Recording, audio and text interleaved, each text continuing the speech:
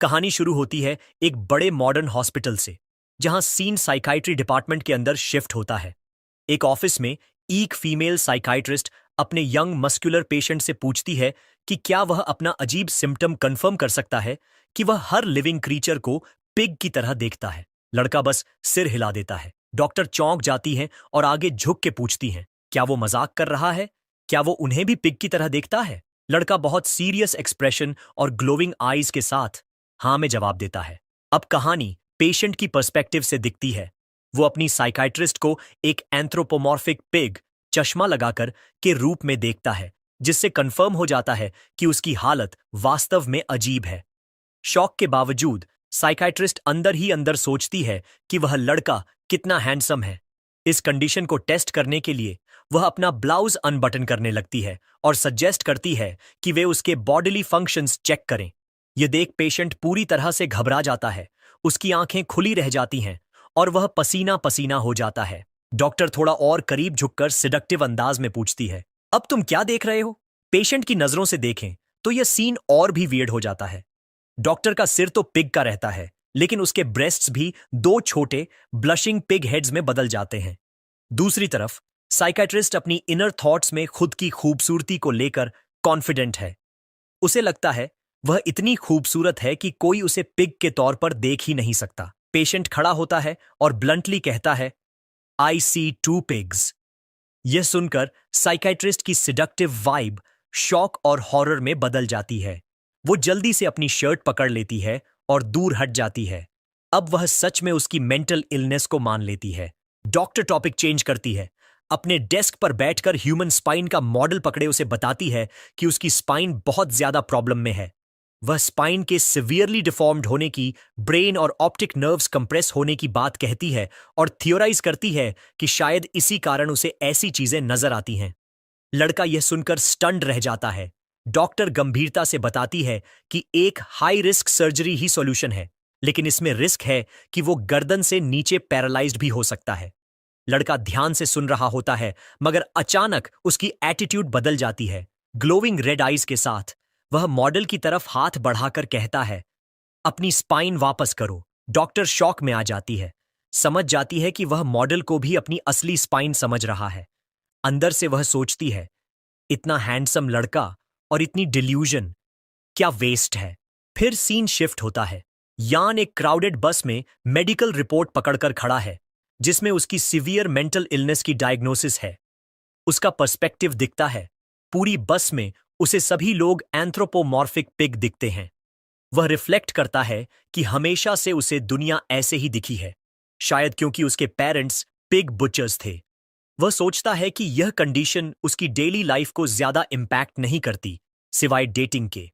Diagnosis हाथ में लेकर यान सोचता है कि आज बहुत इंपॉर्टेंट डे है। आज उसका प्रोफेशन अवेकनिंग होने वाला है और वह चाहता था सेरेमोनी से पहले उसकी इलनेस क्योर हो जाती। मैग्निफिसेंट चिंग चोंग एकेडमी पहुंचकर वह देखता है कि स्टूडेंट्स की बड़ी भीड़ एक मैसिव ग्लोइंग ब्लू क्रिस्टल के सामने है। उसे चिंता है कि उसकी मेंटल इलनेस अवेकनिंग को इम्पैक्ट कर सकती है, जिससे उसके फ्यूचर में बिग प्रॉब्लम हो सकता है। उसी वक्त एक फीमेल वॉइस उसे पुकारती है। एक लड़की जिसके लंबे हल्के नीले बाल हैं उसके पास आती है। वो यान को देखकर खुश होती है, उसे लेट होने के लिए डांटती है और प्लेफुली धमकी देती है कि उससे फाइट करेगी। मगर यान की नजरों में वह भी बाकी सभी की तरह एक पिग पर्सन ही दिखती है, इस बार ब्लू ह्यूड फीचर्स के साथ। वह बेखबर है। लड़की गुस्से में उसे हिलाती है और पूछती है, सुना या नहीं? उनका इंटरैक्शन पास से गुजरने वाले स्टूडेंट की नजर में आ जाता है, जो लड़की को शूलिंगवन बुलाता है और टीज करता है कि वह यान के साथ लवी डॉवे हो रही है। एक और कंपेनियन बोलता है, ये चाइल्डहुड स्वीट हार्ट्स हैं, शायद जल्दी शादी भी कर लें। फ्लस्टर्ड होकर शूलिंग श्वान सबको चिल्लाती है और येदुआन से कहती है, गॉसिप इग्नोर करे। यान की नजरों से देखें तो ब्लू ह्यूड पिग गर्ल वही बात दोहराती है और यान काल्मली अग्री कर लेता है। इतने में एक कमांडिंग आवाज आती है। अकेडमी के एल्डरली प्रिंसिपल क्रिस्टल के पास सेरेमोनी स्टार्ट होने की घोषणा करते हैं और स्टूडेंट्स को लाइन में लगने को बोलते हैं। वह बताते हैं कि अवेकनिंग उनकी core attributes strength, agility, spirit पर डिपेंड करती है। हाई एट्रीब्यूट्स का मतलब है एडवांस्ड प्रोफेशन का चांस। वह मोमेंट की ग्रेविटी पर जोर देते हैं। अवेकेंड प्रोफेशन उनकी पूरी लाइफ अफेक्ट करेगा।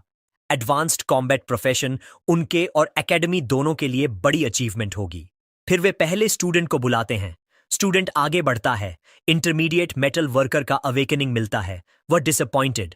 दूसरा स्टूडेंट एडवांस्ड हीलर और तीसरा जूनियर इंजीनियर अवेकन करता है, वह डिस्पेयर में कोलैप्स हो जाता है। अब एक मस्कुलर बॉय, लाल नारंगी बालों वाला, क्रिस्टल पर हाथ रखता है। क्रिस्टल गोल्डन लाइट में इरप्ट हो जाती है। Combat type profession, rare tier, shadowless bladesman.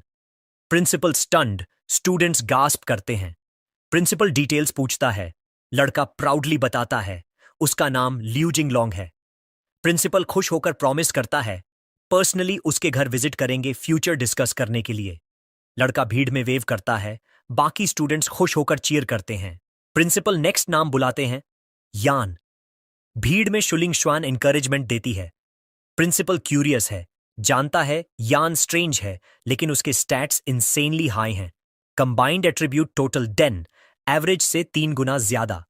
Principal उम्मीद करता है शायद मिरेकल हो। यान हाथ क्रिस्टल पर रखता है। क्रिस्टल कैटेक्लिज्मिक लाइटनिंग से एक्सप्लोड हो जाता है। प्रिंसिपल और क्राउड बैक स्टेप ले लेती है। प्रिंसिपल गौर से देखता है, क्या ये गोल्डन लाइट है, रेयर टीयर का साइन? यान खुद भी वंडर कर रहा है। प्रिंसिपल की नजरें वाइडन हो जाती हैं। डिवाइन टीयर, वह अनाउंस करता है। Legendary highest possible tier. Energy coalesce होती है और ग्लोइंग वर्ड्स में रिजल्ट दिखता है। तो है life type profession, divine pig butcher. Principal speechless और हॉरिफाइड। डिवाइन टीयर अवेकनिंग के बाद भी सिर्फ पिग बुचर। स्टूडेंट्स पहले चौंकते हैं, फिर मॉकरी में हंसने लगते हैं। कोई कहता है क्रिस्टल खराब है, कोई डिबेट्स करता है, क्या डिवाइन टीयर अवेकनिंग होने के बावजूद यान लकी है या अनलकी? प्रिंसिपल गुस्से और डिसअपॉइंटमेंट से भर जाता है। उसे लगता है कि ऊपर वाले ने उसके साथ बहुत बड़ा मजाक किया है। इतने सालों में पहली बार लेजेंडरी डिवाइन टीयर अवेकनिंग देखी, और वो भी सबसे बेकार प्रोफेशन, पिग बुचर। वो सोचता है कि अगर डिवाइन ब्लैकस्मिथ या हीलर होता तो सालों तक एकेडमी की शान बन जाता।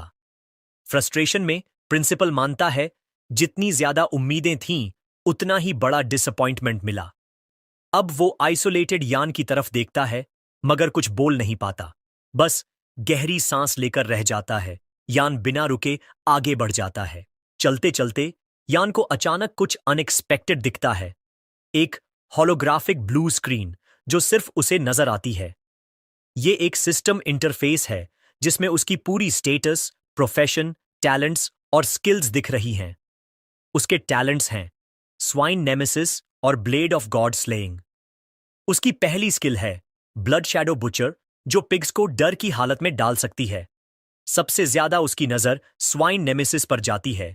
ये टैलेंट उसे पिग्स पर 50% एक्स्ट्रा डैमेज देता है, और जितने ज्यादा पिग्स मारेगा, बोनस बढ़ता जाएगा।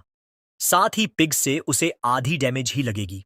यान ये देखते ही सटल स्माइल देता है और उसकी आंखों में इंटेंस रेड ग्लो आ जाता है। अब उसे असली समझ आ जाता है कि ये प्रोफेशन कितनी बड़ी ताकत है। उसके मन में सोच आता है कि शायद पागल होना इतना बुरा नहीं। सीन में एकेडमी का पूरा व्यू आता है। प्रिंसिपल, स्टूडेंट्स सब उसे पिग के रूप में दिखते हैं। यान खुद से खुश हो जाता है।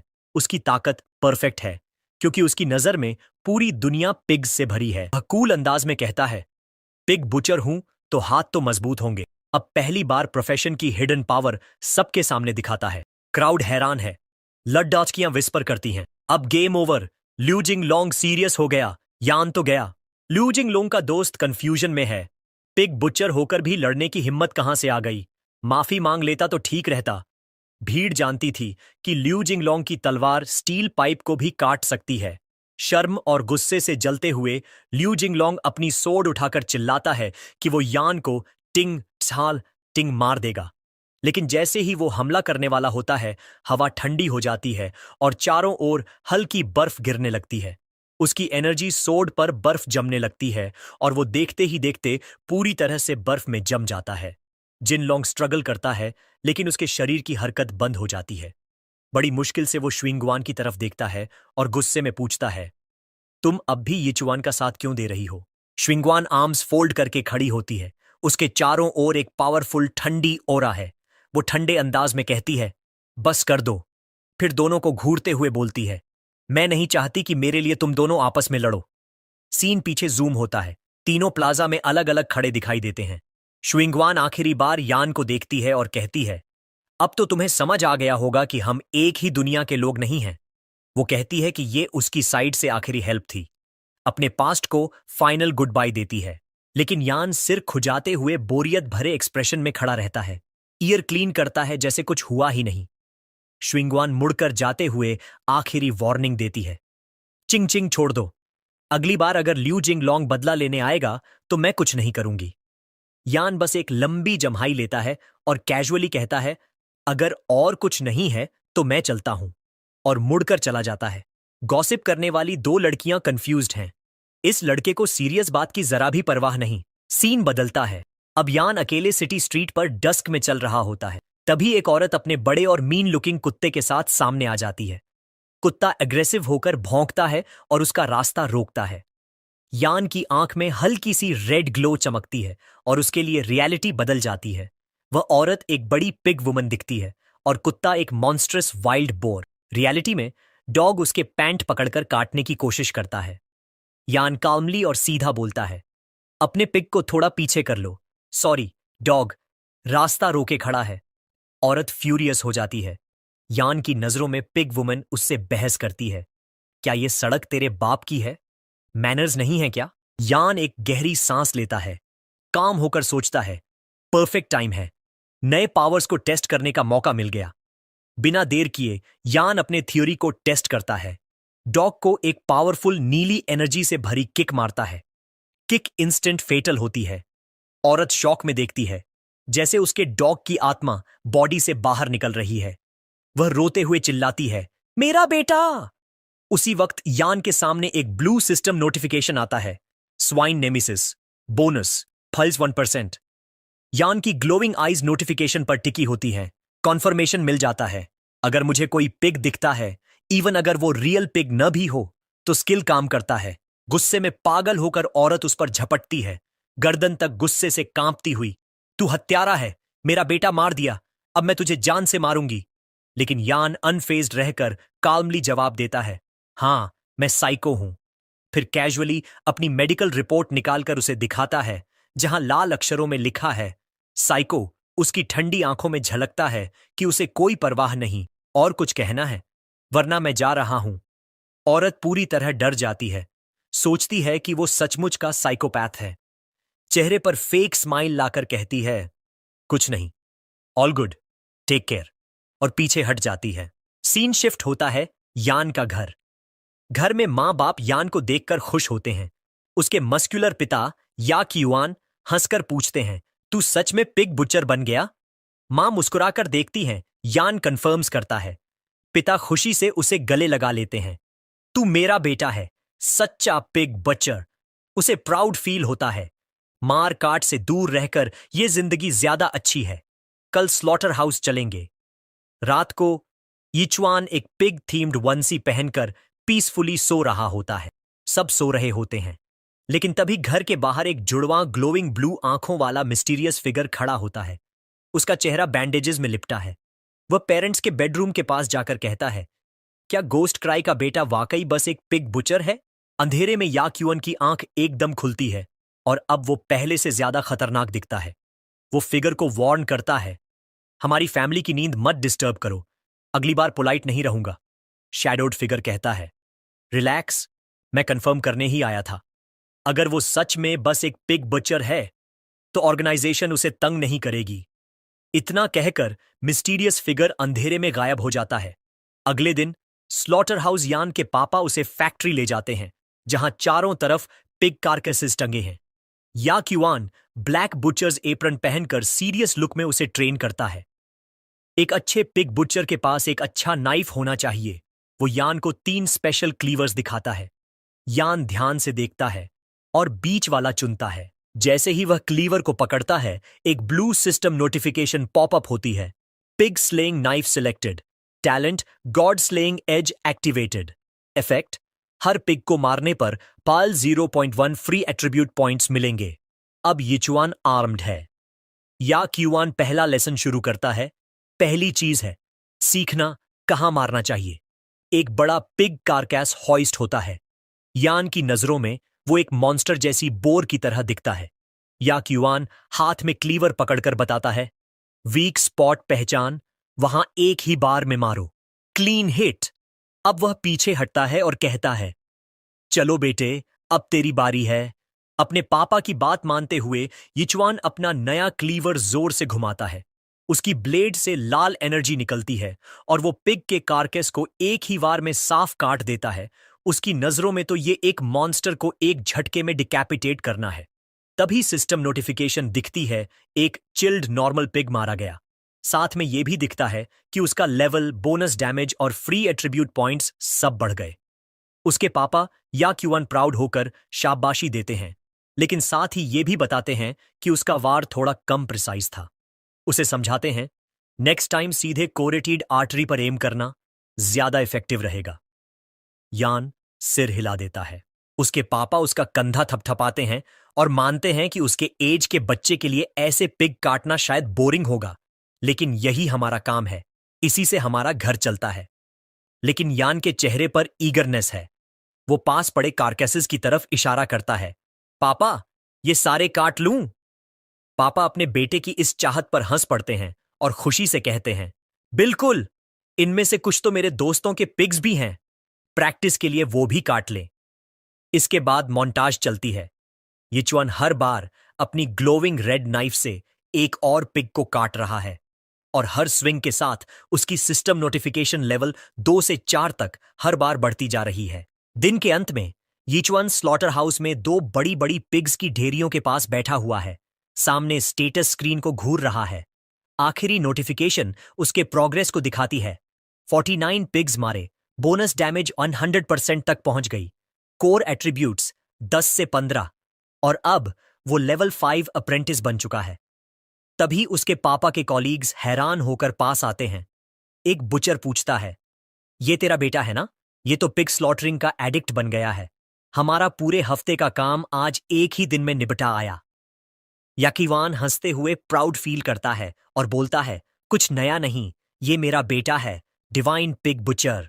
इस बीच यान अपना नया नाइफ पकड़े हुए अपने प्रोग्रेस पर सोच रहा है।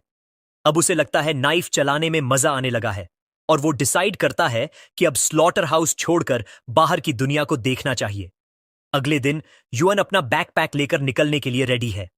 इस दुनिया में डेंजरस मॉन्स्टर्स आम हैं। इंसानियत की बस्ती 9 डिस्ट्रिक्ट्स में बंटी है और चिंग चेंग सिटी 5वें डिस्ट्रिक्ट के किनारे पर है। वो एक बड़े स्टोन गेट पर पहुंचता है जिस पर बॉर्डरलैंड्स लिखा है। यही गेट शहर से निकलकर खतरनाक जंगली इलाके में ले जाता है। जैसे ही वह गेट से बाहर जाने लगता है, एक सिटी गार्ड उसे रोकता है। गार्ड समझाता है, तेरी लाइफ टाइम प्रोफेशन है। उसके मुंह में गैग है और वह बुरी तरह डरी हुई है। आसपास 2 छोटे गॉब्लिन बच्चे रो रहे हैं, दूध मांगते हुए। लड़की की आंखों में आंसू और उम्मीद दोनों दिखते हैं, जैसे अपने बचाने वाले को देख रही हो। उसकी सोच बस एक बेताब मदद की पुकार थी। गॉब्लिन की गुफा के पीछे के हिस्से में बंधी और मुंह बंदी हुई डरी हुई कैदी लड़की पूरे शरीर में कांप रही थी। यिचुआन धीरे धीरे उसके पास आता है और अपना चमकता हुआ पिग स्लेइंग नाइफ उठाता है। उसे देखकर लड़की सोचती है कि यह भी कोई खतरा है और अपनी आंखें कसकर बंद कर लेती है। अंदर ही अंदर अपनी जान की भीख मांगते हुए एक तेज लाल रोशनी की चमक में यान अपनी तलवार घुमाता है। ब्लेड एक सटीक आर्क में चलता है, उसे नुकसान पहुंचाने के लिए नहीं, बल्कि उसकी रस्सियां काटने के लिए, और साथ ही उसके पास बैठे 2 इन्फेंट गॉब्लिन्स को मार गिराने के लिए। रिहा होते ही, लेकिन उस हिंसक हरकत से सन्न रहकर लड़की डर के मारे चीख पड़ती है। यिचुआन नीचे झुकता है और शांत स्वर में कहता है, चिल्लाना बंद करो, सारे गॉब्लिन्स अब मर चुके हैं। लड़की की भयभीत निगाह बगल की ओर जाती है, जहां मरे हुए गॉब्लिन बच्चों के शव पड़े हैं, और अब उसे समझ में आता है कि वो उसे बचाने आया था। राहत के मारे वो यान को कसकर गले लगा लेती है, जो खुद काफी असहज दिख रहा है। वह बार बार उसका शुक्रिया अदा करती है, बताती है कि गॉब्लिन्स उसे अपमानित करने वाले थे। यान उस हक से घबराकर अटपटे ढंग से कहता है, मैं यहां तुम्हें बचाने नहीं आया था। लड़की पीछे हटकर गुफा के अंदर चारों तरफ देखती है, जो मरे हुए गॉब्लिन्स की लाशों से भरी पड़ी है। वो पूछती है, क्या इन सबको तुमने मारा? उसकी ताकत से हैरान होकर वो सवाल करती है, क्या तुम्हारा कोई कॉम्बैट टाइप प्रोफेशन है? यान उसके सवालों को नजरअंदाज करता है, बस मुड़ता है और गुफा से बाहर चलता है। पीछे से वो उसका नाम पूछती है। बिना पीछे देखे वह छोटा सा जवाब देता है, यान। उसे शहर की दिशा दिखाकर यीचुआन वापस अंधेरे जंगल में अपने रास्ते निकल जाता है। लेकिन जल्द ही उसे एहसास होता है कि वह अकेला नहीं है। मोड़कर देखता है और पाता है कि वही लड़की किसी पेड़ के पीछे से डर डर कर उसका पीछा कर रही है। अचानक यान ठीक उसके सामने प्रकट होता है, जिससे वो बुरी तरह चौंक जाती है। वो सख्त लहजे में पूछता है, मेरा पीछा क्यों कर रही हो? कहीं तुम गॉब्लिन की जासूस तो नहीं? डरी हुई लड़की जल्दी से मना करती है, नहीं, मैं बस शहर अकेले लौटने से डर रही हूं। उसके डर को देख यान का रुख नरम पड़ता है। वो उसका नाम और बॉर्डरलैंड्स में होने की वजह पूछता है। लड़की अपना नाम बताती है, शियन ननन।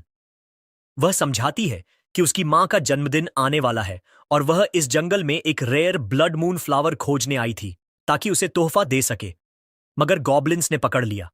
फिर वह एक डील का प्रस्ताव रखती है। अगर यान उसे ब्लड मून फ्लावर ढूंढने में मदद करे तो वह उसे चिंगचेंग के सबसे अच्छे वेपन स्मिथ से मिलवा सकती है, जो उसके लिए नया नाइफ फोर्ज कर देगा। यीचुअन उसके ऑफर से प्रभावित नहीं होता। वह तंज में पूछता है, तुम जानती हो शहर के सबसे अच्छे वेपन स्मिथ को हायर करने में कितना खर्च आता है? फिर साफ साफ कहता है, वापस जाओ, पीछा मत करो, नहीं तो काट दूंगा। सियाननन उसकी ठंडी बेरुखी पर खौल उठती है। वह सोचती है, मैं जैसी खूबसूरत लड़की, ये इतना ठंडा क्यों है? क्या इसमें कुछ गड़बड़ है? हार न मानते हुए सियानन अपना आखिरी पत्ता खेलती है। वो दौड़कर उसके पास आती है और गर्व से कहती है, तुम जानते भी हो मैं कौन हूं। मेरे पिता का नाम है श्याइहाई। इस नाम पर यान ठिठक जाता है। वो नाम तुरंत पहचान लेता है, श्या परिवार, चिंगचोंग के 4 महान रईस परिवारों में से एक। और उसका मुखिया सिया हाई एक शक्तिशाली 9th रैंक मास्टर है। यान के चेहरे पर चालाक मुस्कान फैल जाती है। वो सोचता है, इसके बाप के पैसों से 10 टॉप टियर बुचर नाइव्स आसानी से बनवा सकता हूं। उसकी पहचान साबित करने के लिए शानान एक छोटी शानदार जेड एमुलेट दिखाती है।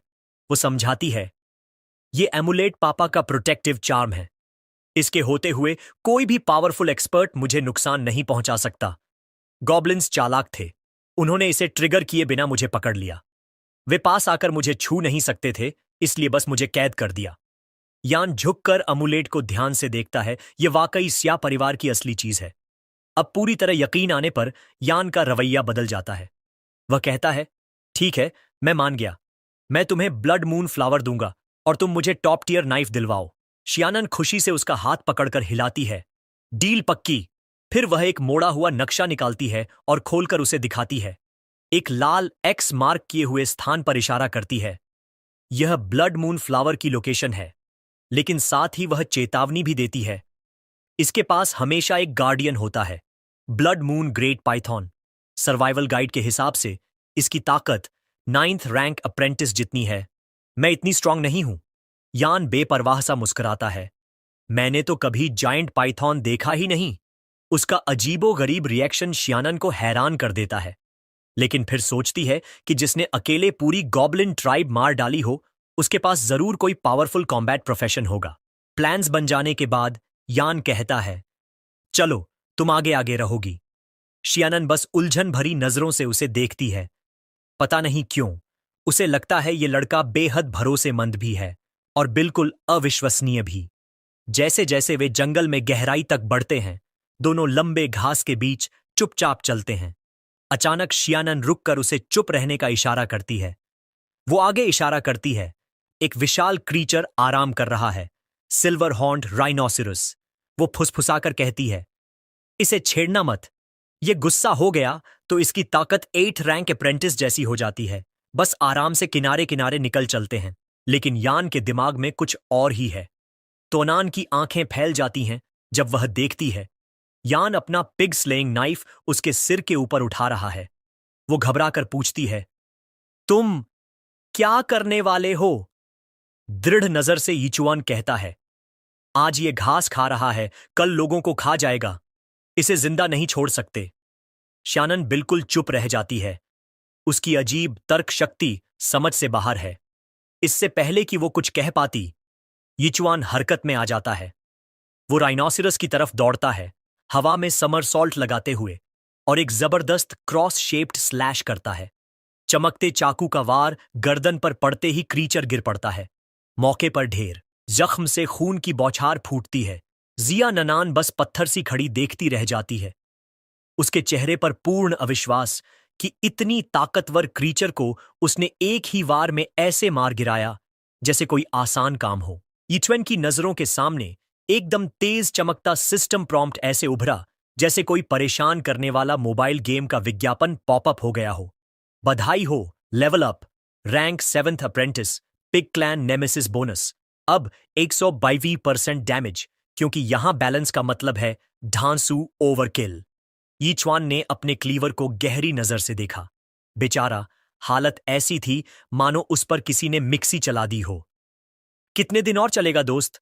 उसने क्लीवर को हल्के से दुलारते हुए मन ही मन पूछा। लगता है अब मेरा हथियार बस हौसले के दम पर टिका है, ड्यूरेबिलिटी तो बस नाम की रह गई। सियानन ने अचानक डर के मारे यीचुआन का हाथ कसकर पकड़ लिया, जैसे कोई चौंक गया कोआला पेड़ पकड़ डिडाट लेता है। तुम आखिर हो क्या? उसकी आवाज वैसे ही अटकी जैसे टीनेजर की प्यूबर्टी में टूटती है। यीचुआन ने कंधे उचकाते हुए कहा, पिग बुचर। Pig butcher? हट बकवास! वह चिल्लाई। दोनों हाथ ऐसे लहरा रही थीं जैसे तूफान में पवन चक्की घूम रही हो। किस बुचर की इतनी ताकत होती है कि वन शॉट में मॉन्स्टर को गिरा दे? वो राइनो तो मीटियर गिरने पर भी बच जाता। यीचुआन बिल्कुल शांत सीधा लाश के पास बैठ गया और उसी इत्मीनान से सिल्वर हॉर्न काटने लगा जैसे कोई थैंक्सगिविंग टर्की कार्व कर रहा हो। मस्त चीज है, वह बुदबुदाया। शायद ये बूढ़ा होकर मर गया। कैनन की आंख हल्के से फड़क गई। हाँ, एपेक्स प्रेडेटर ऐसे ही टाइम से मर जाता है जैसे ही तुमने वार किया। बहुत भरोसेमंद बात है, चलो मान लेते हैं। कोई दलील तो है नहीं और बहस करने की ताकत भी नहीं बची। उसने गहरी सांस ली। आओ, ब्लड मून फ्लावर के नजदीक पहुंच गए हैं, बस निकलो यहां से।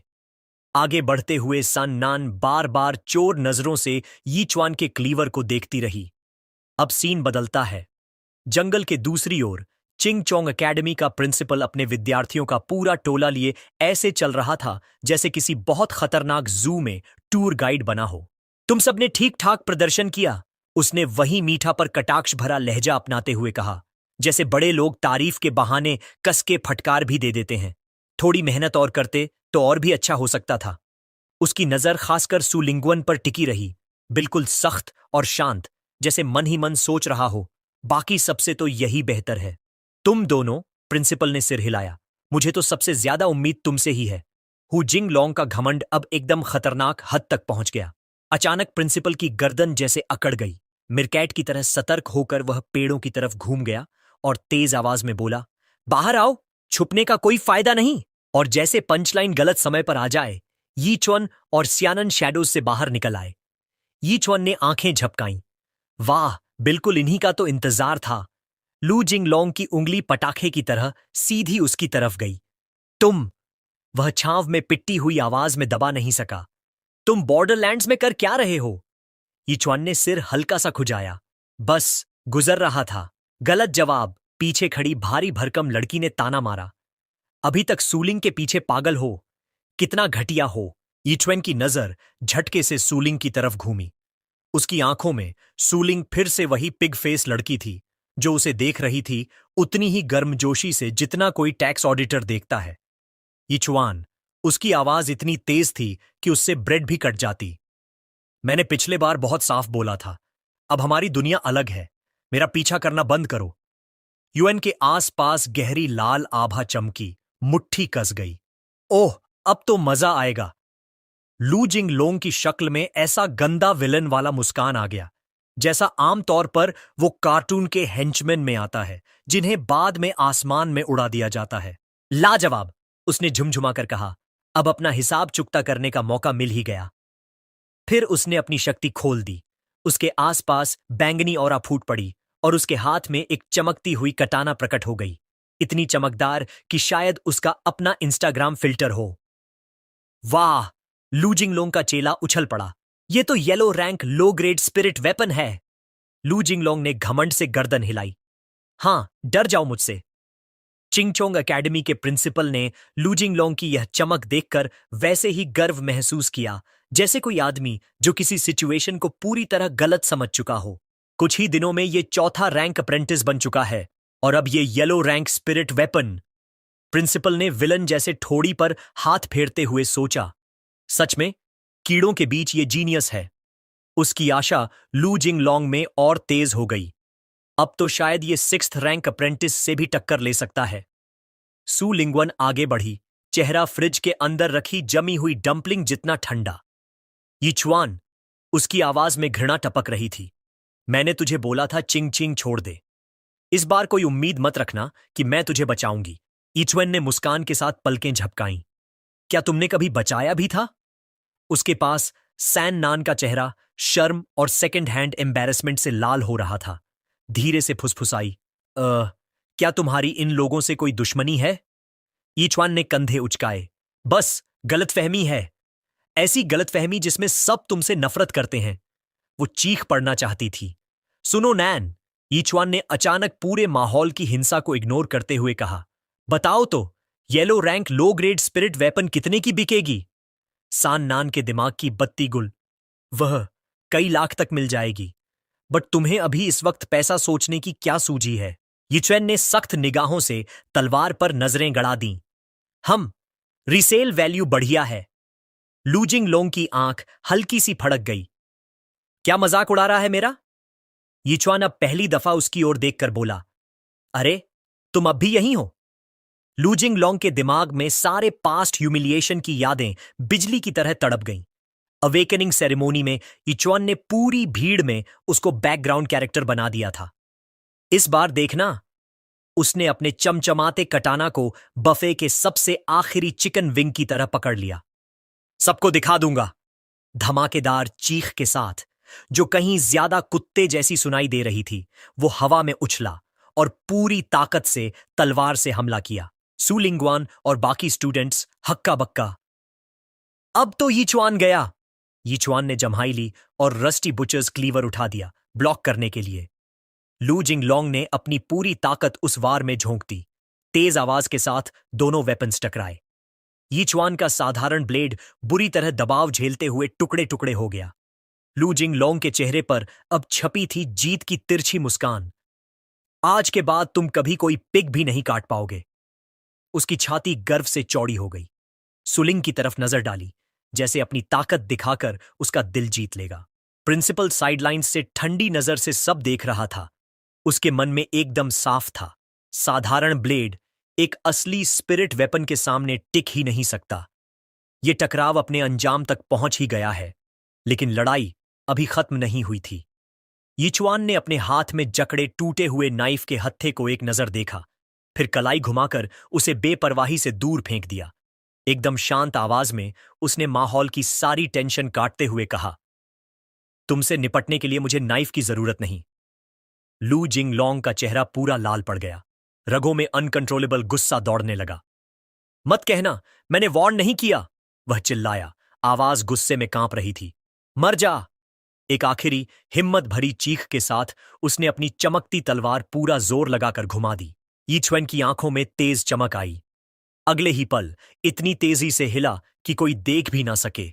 स्पिरिट वेपन के धारदार आर्क को एकदम आसानी से साइड स्टेप कर लिया। उसका दायां मुक्का पिस्टन की तरह तेजी से आगे आया, सीधा लू जिंगलोंग के पेट पर जा लगा। टकराव में ऐसी आवाज आई जैसे बिजली गिरी हो। लू जिंगलोंग का बदन फोल्ड होकर यीचुआन की मुट्ठी के चारों तरफ लिपट गया। फिर वह हवा में उड़ता हुआ हाथ पैर मारते हुए नीचे जमीन पर गिरा, एकदम बेइज्जती के साथ। जिंगलोंग! उसका दोस्त चीखता हुआ गिर चुके साथी के पास भागा। लू जिंगलोंग दर्द से कराह उठा, बदन कांप रहा था। मजबूरी में दांत भींचकर बोला, मैं ठीक हूं। हालांकि उसके कांपते हाथ पैर और सफेद पड़े चेहरे से कुछ और ही जाहिर था। अब सबकी नजरें वापस यीचुआन पर टिक गईं। वह ठीक उसी स्पॉट पर खड़ा था जहां से पूरी लड़ाई शुरू हुई थी। प्रिंसिपल की नजरें उस पर जमी रहीं, गहरी, खामोश और कुछ सोचती हुई। वह थोड़ा आगे बढ़ा, दिमाग में एक चौंकाने वाला सवाल कुलबुला रहा था। क्या ये सीधा सादा लड़का सच में 7th रैंक तक पहुंच चुका है? लू जिंगलोंग के डिफीट होने के बाद यूएन अपने ओपोनेंट द्वारा गिराया हुआ स्पिरिट वेपन उठा लेता है। वो ब्लेड को इंस्पेक्ट करता है, सोचते हुए कि ये सोड काफी अच्छा लग रहा है। उधर लू जिंगलोंग का फ्रेंड प्रिंसिपल से शॉक में कहता है, क्या सच में वो बच्चा 7th रैंक तक पहुंच गया, जबकि टैलेंटेड शू लिंगवान अभी सिर्फ 6th रैंक पर है? प्रिंसिपल थॉटफुल एक्सप्रेशन के साथ कंफर्म करता है कि ये पॉसिबल है। वो एक्सप्लेन करना शुरू करता है कि कॉम्बैट टाइप और लाइफ टाइम प्रोफेशंस किस तरह अलग अलग लेवल अप करते हैं। वो कहता है कि कॉम्बैट टाइप प्रोफेशंस को कांस्टेंट ट्रेनिंग, बैटल एक्सपीरियंस और इंजरीज की जरूरत होती है ग्रो करने के लिए, इसलिए उनकी अर्ली ग्रोथ स्लो होती है। लेकिन एक बार जब वो बेसिक्स मास्टर कर लेते हैं, उनकी ग्रोथ स्पीड बहुत बढ़ जाती है। दूसरी तरफ लाइफ टाइम प्रोफेशंस का रास्ता इजी होता है। प्रोफेशंस जैसे एल्केमिस्ट या वेपन स्मिथ्स को फाइट करने की जरूरत नहीं होती, उन्हें बस अपनी क्राफ्ट प्रैक्टिस करनी होती है। यूएन को एग्जाम्पल के तौर पर लेते हुए प्रिंसिपल समझाता है कि एक पिग बुचर होने के नाते उसे बस पिग स्लॉटर करते रहना है, जिससे वो अर्ली स्टेजेस में जल्दी लेवल अप कर सकता है। फ्लैशबैक में दिखाया जाता है कि यूएन कितनी आसानी से एक पिग बुचर करता है और ये simple path to power highlight होता है। शू लिंगवन ये सुनकर समझ जाती है कि यूएन ने जीत सिर्फ इसलिए पाई क्योंकि उसके पास हायर लेवल की वजह से हाई बेस स्टैट्स थे, ना कि बेटर स्किल की वजह से। वो क्वेश्चन करती है कि क्या ये levelling system combat type professions के लिए अनफेयर नहीं है। प्रिंसिपल क्लैरिफाई करता है कि बैलेंस मौजूद है। वो एक्सप्लेन करता है कि यूएन को लेवल अप करने के लिए जितने पिग्स किल करने होते हैं, वो हर रैंक के साथ डबल हो जाते हैं। हाई लेवल तक पहुंचते पहुंचते ये नंबर बहुत बड़ा हो जाएगा। इसके कॉन्ट्रास्ट में कॉम्बैट टाइप प्रोफेशंस, जिन्होंने अर्ली स्टेज में अपनी स्किल्स मास्टर कर ली होती हैं, उनकी ग्रोथ स्पीड बढ़ जाती है और इवेंचुअली वो लाइफ टाइम प्रोफेशंस को क्रॉस कर जाते हैं। ल्यू जिंगलोंग का फ्रेंड पूछता है कि क्या इसका मतलब है कि अभी तो यूएन ल्यू जिंगलोंग को हरा सकता है, लेकिन आने वाले कुछ सालों में कॉम्बैट टाइप प्रोफेशंस आसानी से उसे ओवरपावर कर देंगे? प्रिंसिपल ग्रंट करता है और अग्री करता है, लेकिन वो थोड़ा ट्रबल्ड दिखता है। कॉन्वर्सेशन सुनकर यूएन सोचता है और उनकी बात समझ जाता है। फिर वो प्रिंसिपल की तरफ मुड़कर कहता है कि अगर और कुछ नहीं है तो वो अब चल रहा है। कैजुअल गुड बाय वेव करते हुए वो अपनी जर्नी कंटिन्यू करने की तैयारी करता है। लेकिन जैसे ही यूएन जाने की तैयारी करता है, शू लिंगवन आगे बढ़कर उसे कन्फ्रंट करती है। उसके चेहरे पर पिटी का एक्सप्रेशन होता है। शू लिंगवन उससे पूछती है कि वो ये सब क्यों कर रहा है। क्या उसके रीसेंट पिग स्लॉटर एफर्ट्स सिर्फ उसके सामने शो ऑफ करने के लिए थे? फिर वो रिवील करती है कि उसे प्रेस्टीजियस टियनचोंग एकेडमी में एक्सेप्ट कर लिया गया है, ये साबित करते हुए कि अब वो दोनों अलग अलग वर्ल्ड से बिलोंग करते हैं। यूएन बस उसे ब्लैंक एक्सप्रेशन के साथ स्टेयर करता रह जाता है। इसी पॉइंट पर सियानन तंग आ जाती है। वो डिक्लेयर करती है कि अब वो और सहन नहीं कर सकती। शू लिंगवान और यूएन के बीच स्टेप करते हुए वो गुस्से में पूछती है कि क्या ये लोग कभी रुकेंगे भी। वो क्लैरिफाई करती है कि यूएन उसके साथ है सिर्फ ब्लड मून फ्लावर ढूंढने के लिए और उनकी मुलाकात एक कंप्लीट कोइंसिडेंस थी। अपने हाथों को हिप्स पर रखते हुए वो फ्यूरियसली पूछती है कि ये सब लोग अपने दिमाग में क्या क्या इमेजिन कर रहे हैं। एकेडमी ग्रुप की हैवी सेट फीमेल स्टूडेंट जवाब में टॉन्ट करती है, शियानन को मॉक करते हुए कहती है कि वो उस कमबैक को ट्रेजर कर रही है जिसे शू लिंगवान ने थ्रो कर दिया। ल्यू जिंगलोंग का फ्रेंड भी इंसल्ट करता है, क्लेम करता है कि यूएन औरतों को सिड्यूस करने में एक्सपर्ट है। वो कमेंट करता है कि उसने कितनी जल्दी नई लड़की ढूंढ ली और सार्कास्टिकली कहता है कि दोनों परफेक्ट मैच हैं। उनकी लगातार टॉन्टिंग से शियानन का पेशेंस टूट जाता है। वो एक पावरफुल पंच फेंकती है जिससे एनर्जी की वेव निकलकर सिर्फ उन दो स्टूडेंट्स को नहीं बल्कि पूरे एकेडमी ग्रुप को हिट करती है, जिसमें शू लिंगवान और प्रिंसिपल भी शामिल हैं। प्रिंसिपल ऑफ गार्ड पकड़ा जाता है और उसके गाल पर लाल हैंडप्रिंट रह जाता है। हैरानी से सोचता है कि उसने उसे भी क्यों मारा। शियानन स्टोइक युआन के बगल में खड़ी होती है, उसके फिस्ट्स गुस्से में क्लेंच्ड होते हैं। शू लिंगवान अपना खुद का लाल पड़ा गाल पकड़ते हुए डिसबिलीफ में पूछती है कि उसने कैसे हिम्मत की उसे मारने की। उसका गुस्सा भड़क उठता है और उसका बॉडी आइसी ब्लू ऑरा से घिर जाता है, उसके snow soul sword immortal power का। वो अपनी सोर्ड ड्रॉ करती है और प्योर रेज से भरे एक्सप्रेशन के साथ शियानन से पूछती है कि क्या वो मरना चाहती है। जैसे ही शू लिंगवान अटैक की तैयारी करती है, शियानन बिल्कुल डिफायंट खड़ी रहती है। वो अपनी फैमिली का प्रोटेक्टिव एम्यूलेट उठा लेती है, जो उसके पावरफुल बैकग्राउंड का साफ सिंबल है, और सबको चैलेंज करती है कि कोई उसे छू कर दिखाए। एम्यूलेट की साइट देखते ही सब रुक जाते हैं। प्रिंसिपल के माथे पर नर्वस स्वेट आ जाता है। वो तुरंत रिकॉग्नाइज कर लेता है कि ये टोकन कितना पावर रिप्रेजेंट करता है। तुरंत वो शू लिंगवन का आर्म पकड़कर चिल्लाता है कि वो रुके। वो एक्सप्लेन करता है कि अब उसने रिकॉग्नाइज कर लिया है कि ये लड़की पावरफुल सी फैमिली की यंग मिस है। उसकी पूरी एटीट्यूड कमांडिंग से बदलकर फ्रेंडली हो जाती है। वो शियानान की तरफ अपोलोजेटिक एक्सप्रेशन के साथ मुड़कर पूछता है कि वो यहां क्या कर रही है, लेकिन शियानन स्मॉल टॉक के मूड में नहीं होती।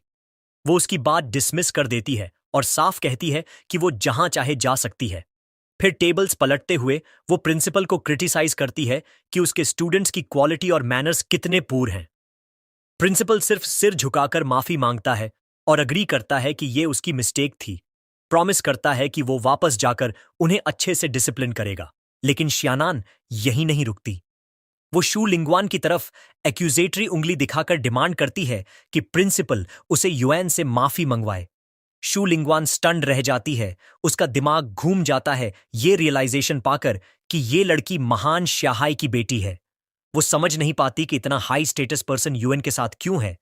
प्रिंसिपल शिया फैमिली को नाराज करने से बचने के लिए सख्ती से शू लिंगवान को ऑर्डर करता है कि वो तुरंत अपोलोजाइज करे। कॉर्नर्ड और इंसल्ट महसूस करते हुए शू लिंगवन धीरे से अनिच्छा के साथ युएन से माफी मांगती है।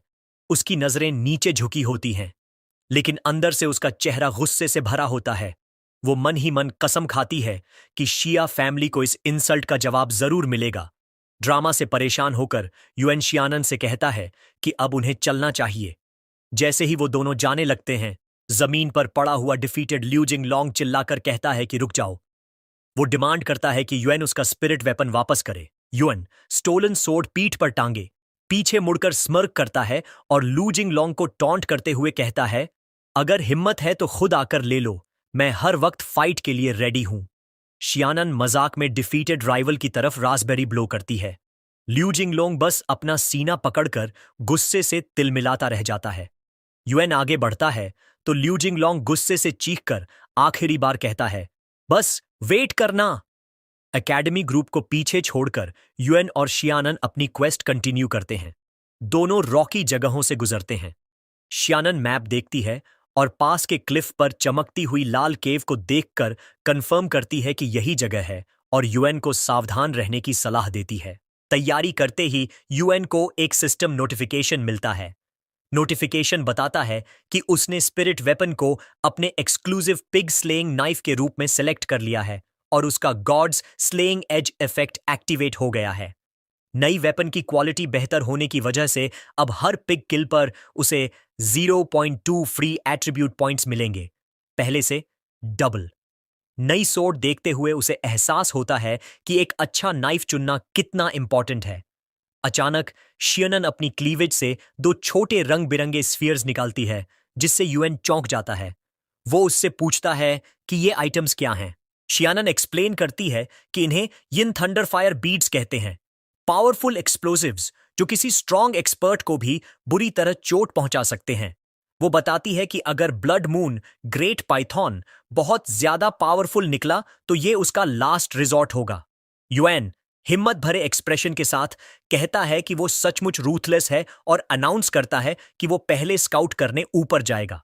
वो एक्सपर्ट तरीके से क्लिफ चढ़ना शुरू करता है, अपनी नई सोर्ड का सहारा लेते हुए। एक लेज पर पहुंचकर उसे चमकते हुए लाल फ्लावर्स का सुंदर पैच दिखाई देता है। उसकी सरप्राइज बढ़ जाती है जब वो देखता है कि शियानान पहले से ही वहां मौजूद है। वो एक आसान रास्ता ढूंढकर वहां पहुंच चुकी थी। एक्साइटेड होकर वो खुशी से कहती है कि ये फ्लावर्स असली हैं और ये बहुत rare blood crystal twin flowers हैं। लेकिन उसकी खुशी के साथ ही अचानक हवा में डर का एहसास फैल जाता है। अचानक केव की अंधियारी से एक बड़ा शैडोवी हेड बाहर आता है, जिसकी लाल चमकती आंखें फ्लावर पर टिकी होती हैं, जो युएन पकड़े हुए होता है। युएन स्टन्ड रह जाता है इतने बड़े क्रीचर को देखकर। वो बीस्ट और कोई नहीं बल्कि ब्लड मून ग्रेट पाइथॉन होता है। लेकिन यूएन की नजर से उस स्नेक हेड पर पिग जैसा स्नाउट दिखाई देता है। वो बड़ा पिग स्नेक उसके ऊपर झुककर खड़ा हो जाता है, लेकिन यूएन बिल्कुल भी नहीं डरता और आराम से पूछता है, क्या देख रहा है? कभी फ्लावर नहीं देखा क्या? ईचवन उस मॉन्स्ट्रस पिग स्नेक को चढ़ाते हुए पूछता रहता है कि क्या उसने कभी किसी को फूल तोड़ते देखा है। उसका बोल्ड एटीट्यूड देखकर वो मैसिव क्रीचर एक पल को उलझ जाता है। मौका पाकर यीचवन फ्लावर पकड़ता है और जानवर की ऊंची जगह से छलांग लगाकर भाग जाता है। ऑपोजिट क्लिफ से सनानन उसे भागते देखती है और जल्दी एक्ट करने को चिल्लाती है। जब वो देखती है कि मैसिव पाइथन वॉर करने ही वाला है, वो उसे सावधान रहने को कहती है और पूरी ताकत से अपनी एक यिन थंडर फायर बीड फेंक देती है। बीड हवा में उड़कर पाइथन के चेहरे पर मैसिव फायरी ब्लास्ट के साथ फटती है और यान जमीन पर गिर जाता है। शिया ननीन उसके पास दौड़ती है, घबराकर पूछती है कि वो ठीक है या नहीं। क्लिफ एज से दोनों एक्सप्लोजन के बाद का नजारा देखते हैं। ब्लड मून ग्रेट पाइथन का मैसिव सिर बीड की ताकत से पूरी तरह उड़ चुका था, जिसे देख वे हैरान रह जाते हैं। यिचुआन ऊंची आवाज में सोचता है कि क्या उस बीड में वाकई इतनी पावर थी। लेकिन लड़ाई खत्म नहीं हुई थी। पाइथन का मैसिव हेडलेस बॉडी पीछे उठता है और अपनी पूंछ से वार करता है, हवा में अविश्वसनीय स्पीड और फोर्स से लहराते हुए। पर सिर न होने की वजह से हमला बेढंगा था और उन्हें बिल्कुल नहीं लगता। तत्काल खतरा टलते ही यान आराम से ब्लड क्रिस्टल ट्विन फ्लावर आगे बढ़ाकर शानन से कहता है कि इसे ले लो। वो कीमती चमकता हुआ फ्लावर स्वीकार करती है और उसके चेहरे पर प्योर जॉय चमक उठती है। एक्साइटमेंट के बाद यूएन उससे पूछता है कि ये फ्लावर किस काम आता है। शॉनन बताती है कि ब्लड क्रिस्टल ट्विन फ्लावर असल में स्नो मून फ्लावर का म्यूटेटेड वर्जन है। जबकि एक नॉर्मल फ्लावर सिर्फ एजिंग को स्लो कर सकता है, blood crystal twin flower eternal youth दे सकता है। वो कहती है कि इस दुनिया में कोई औरत नहीं होगी जो ऐसा खजाना ना चाहे। यिचुअन ध्यान से सुनता है और नए इरादे के साथ जमीन पर घुटने टेक कर अपनी तलवार पकड़ लेता है। उसे एहसास होता है कि अगर फ्लावर का ऐसा असर है तो उसकी मां को भी ये जरूर पसंद आएगा। जैसे ही यीचुआन एक और क्लिफ साइड पर कूदता है, शानन उम्मीद से उसे देखती है। वो सोचती है कि शायद वो दूसरा ब्लड क्रिस्टल ट्विन फ्लावर उसके लिए गिफ्ट ले रहा है और मान लेती है कि उसने आखिरकार उसका इशारा समझ लिया। लेकिन उसकी उम्मीद टूट जाती है जब यीचुअन फ्लावर को बड़ी सावधानी से अपने बैकपैक में रख देता है। उनकी जीत का पल अचानक एक भयानक रोर से टूट जाता है। वो मुड़कर देखते हैं और सामने डरावना नजारा देखते हैं। ब्लड मून ग्रेट पाइथन मरा नहीं है, उसका कटा हुआ सिर उनकी आंखों के सामने तेजी से रिजेनरेट हो रहा है। कैननन पूरी तरह शॉक हो जाती है। उसे एहसास होता है कि beast powerful thunder fire beat से भी बच गया तो उसकी शक्ति कितनी इमेंस होगी।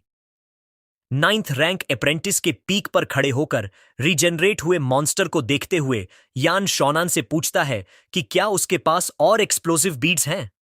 वो घबराहट में चिल्लाकर कहती है कि उसके पिता ने सिर्फ एक पैर दिया था। अब पूरा रीजनरेट हुआ पाइथॉन उन पर झुकता है, उसकी लाल आंखें गुस्से में जल रही होती हैं। बिना डरे यान अपना स्पेशल स्किल यूज करता है, blood shadow butcher ability activate करता है। उसका फियर इंड्यूसिंग ऑरा पाइथन की आंखों में उसकी इमेज प्रोजेक्ट कर देता है, जिससे वो विशाल दानव कुछ पल के लिए टेरर में फ्रीज हो जाता है। पाइथन मेंटल अटैक से पीछे हटता है और अपनी ताकतवर पूंछ उसी जगह पटकता है जहां वो खड़े थे। तेजी से सोचते हुए यीचुअन शानन को पकड़कर दूसरी लेज पर छलांग लगाता है। वो फिर उसे डांटते हुए पूछता है कि वो बस खड़ी क्यों थी, भाग क्यों नहीं रही थी। शिया ननान शर्माते हुए बताती है कि वो उसका इंतजार कर रही थी, सोच रही थी कि उसने अपनी जान रिस्क करके दूसरा फ्लावर उसके लिए लिया है। येटुआन उसे डेडपैन एक्सप्रेशन के साथ देखता है और साफ कहता है कि फ्लावर उसकी मां के लिए गिफ्ट है। उसका इल्यूजन टूट जाता है और उसका चेहरा फ्रस्ट्रेशन से बिगड़ जाता है। इतने में blood moon great Python mental attack से रिकवर कर लेता है और फिर से अपनी ग्लोइंग रेड आंख से उन्हें देखता है। एक डरावना रोर के साथ वो आगे झपटता है, उसका विशाल जबड़ा पूरा खुला हुआ। यूएन यानन का हाथ पकड़कर भागने की कोशिश करता है, लेकिन उसे एहसास होता है कि अब देर हो चुकी है। वो मन ही मन गाली देता है और सोचता है कि इतने डेंजरस हालात में किसी और को संभालना कितना झंझट है। एक पल में फैसला करते हुए वो जीन को धक्का देकर साइड में गिरा देता है और खुद पाइथन के विशाल जबड़े में निगल लिया जाता है। पाइथन अपने जॉज जोर से बंद कर देता है। आवाज गूंज उठती है। शियानन घबराकर उठती है और डर से यान का नाम चिल्लाती है। वो डर से जमी रह जाती है, जबकि पाइथन उसके ऊपर झुकता है। वो चीख कर यान को पुकारती है, उसे वापस आने की भीख मांगती है। पाइथन अपना मुंह खोलकर उसे भी निगलने ही वाला होता है कि तभी अंदर से कुछ होने लगता है। पाइथन के गले के अंदर से चमकदार लाल रोशनी फूट पड़ती है और एक ब्लेड अंदर से बाहर की तरफ काट देता है। मॉन्स्टर दर्द से तड़प उठता है। उसका शरीर मरोड़ खाता है, जैसे अंदर से फाड़ा जा रहा हो। एक खौफनाक एक्सप्लोजन के साथ पाइथॉन का शरीर फट जाता है और यान बाहर निकलता है, पूरा उसका खून से लथपथ। उसने लिटरली उस दानव को अंदर से बुच्चर कर डाला। वो खून से सने हुए रिमेन्स के बीच खड़ा होकर कैजुअली कनानन से पूछता है, तुम अभी मेरा नाम पुकार रही थी? राहत से भरकर वो दौड़कर आगे आती है और उसे कसकर गले लगा लेती है। खुशी से कहती है कि उसे कितना अच्छा लग रहा है कि वो ठीक है। वो ब्लंटली कह देती है कि वो बहुत स्टिंक कर रहा है और पाइथन ने उसे ऑलमोस्ट पूप्ड आउट कर ही दिया था। ये सोचकर वो अचानक पीछे हट जाती है और नाक पकड़कर डिस्गस्ट में खड़ी हो जाती है। तभी एक सिस्टम नोटिफिकेशन आता है। स्पेशल पिग की किल कंफर्म होती है। उसका लेवल पूरे 80% बढ़ जाता है और वो 8th रैंक तक पहुंच जाता है। उसका पिग नेमेसिस बोनस डैमेज 1% और बढ़ता है और उसे 0.2 फ्री एट्रीब्यूट पॉइंट्स और मिलते हैं। उनका क्वेस्ट पूरा होने के बाद यीचुआन शानन से कहता है कि अब उन्हें वापस जाना चाहिए। वो दोनों वापस चिंग चिंग की तरफ निकलते हैं। सिटी गेट्स पर पहुंचकर वो देखते हैं कि लोगों का एक ग्रुप चिंतित होकर इंतजार कर रहा है। एक बुजुर्ग आदमी जो ट्रेडिशनल रोब्स पहने हुए है आगे दौड़कर आता है और एक्स यनान को देखकर राहत महसूस करता है। वो उसे देर से लौटने पर डांटता है और कहता है कि वो चिंता से बीमार हो गया था, लेकिन शीनान खुशी से चमक रही होती है। वो glowing blood crystal twin flower ऊपर उठाकर बताती है कि उन्होंने इसे ढूंढ लिया है और उसकी मां जरूर बहुत खुश होंगी। वो आदमी जो फैमिली स्टीवर्ड है उसे उसकी रेकलेसनेस के लिए डांटने लगता है, याद दिलाता है कि सिटी के बाहर की दुनिया कितनी डेंजरस है। लेकिन शियानन उसे बीच में ही रोक देती है और जिद करती है कि वो अपनी मां के लिए फ्लावर खुद ही तोड़ना चाहती थी। वो उसे ये भी भरोसा दिलाती है कि यान उसकी रक्षा कर रहा था, इसलिए कोई प्रॉब्लम नहीं हुई। स्टीवर्ड की नजर फिर उसके बगल में खड़े नौजवान पर जाती है और वो पूछता है कि ये लड़का कौन है। यान ब्लंटली जवाब देता है, मैं पिग बुचर हूं। स्टीवर्ड हक्का बक्का रह जाता है, कंफ्यूज हो जाता है। वो समझ नहीं पाता कि सी फैमिली की यंग मिस अपनी रक्षा के लिए किसी ऐसे मूर्ख लड़के को क्यों चुनेगी जिसकी जिंदगी भर की प्रोफेशन सिर्फ बुचर की है। लेकिन यान के काम बिहेवियर को देखकर वो सोचता है कि शायद यही लड़का उस दानव को सच में मार चुका है। अपने डाउट्स एक तरफ रखकर स्टीवर्ड क्लासमेट या की यूथफुल प्रॉमिस की तारीफ करता है। फिर वो अपनी उंगली से एक गोल्डन रिंग उतारता है और यान को ऑफर करता है। वो बताता है कि शिया फैमिली की गोल्ड रिंग की कीमत 200,000 है और ये उसकी सर्विस का इनाम है। लेकिन यूएन बिना झिझक के ऑफर ठुकरा देता है। वो आदमी का हाथ पीछे धकेल देता है और साफ कहता है कि उसे ये रिंग नहीं चाहिए। तो दोस्तों, आज के लिए इतना ही। अगले पार्ट में मिलते हैं। लाइक, शेयर और सब्सक्राइब करना मत भूलना।